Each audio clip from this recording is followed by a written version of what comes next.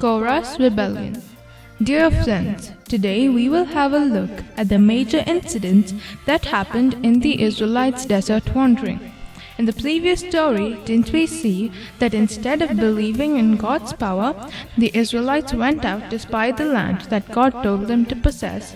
And then the spies who went up and felt like grasshoppers in front of the giants they saw there came back and spread a negative report among the people and made the whole Israelite community disbelieve in God's power, and thus made them vessels for God's wrath.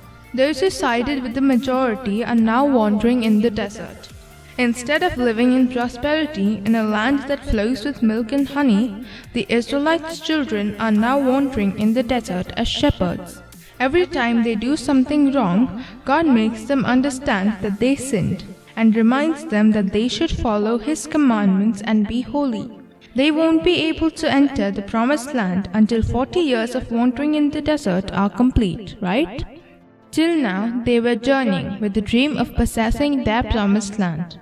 But now, as a punishment for their unbelief, they are wandering in the desert. Even though the Israelites sinned, God did not stop His blessing, because He is faithful. Their manna was not stopped, their clothes did not tear, and their sandals did not wear out. Yet, problems surfaced very soon. Don't you remember that Miriam and Aaron spoke against Moses, and that God's anger rose against Miriam, and Miriam became a leper? Now, something similar happened again. Don't you know Levi's son Kohath?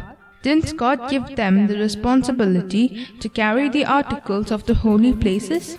One of them, Korah, and Dathan, Abiram and On from the tribe of Reuben rose up against Moses with 250 chiefs of the congregation.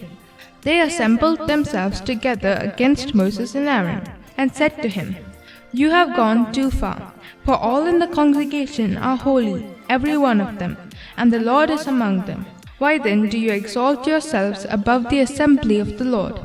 Instead of being happy that God chose the Levites to do His service in the temple, they now wanted the priesthood, which is given to Aaron and his sons.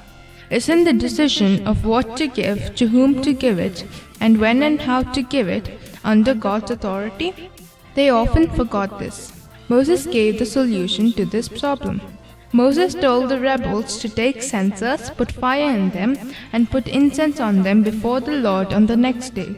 The man whom God chooses would be the Holy One. And Moses sent to call Dathan and Abiram, but they refused to come. Instead, they rebelled against Moses. They said that Moses had not brought them into a land flowing with milk and honey, nor given them an inheritance. They also said that Moses brought them out of a land flowing with milk and honey to kill them in the wilderness, and that Moses set himself as a prince over them. This angered Moses. As per Moses' command, 250 people and Aaron came with their censers and stood at the entrance of the tent of meeting. Then Korah assembled all the congregation against Moses and Aaron at the entrance of the tent of meeting. And the glory of the Lord appeared to all the congregation. We will see what God's decision was in the next story. God bless you.